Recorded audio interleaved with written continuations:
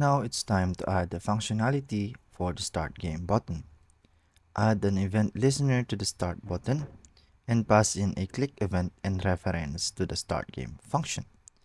Click on the Game button, and you should see a light blue square on the screen which represents the main player.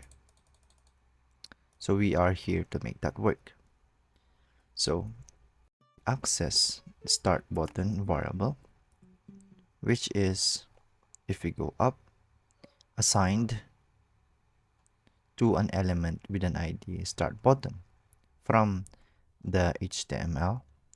So we add here, add event listener,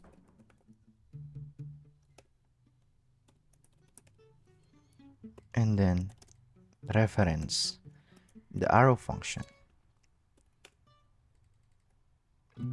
Start button, add event listener.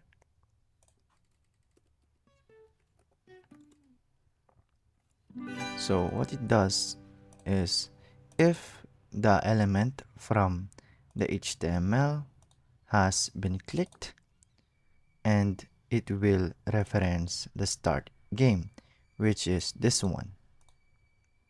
So we should be able to see the blue button, or blue square rather. Nice.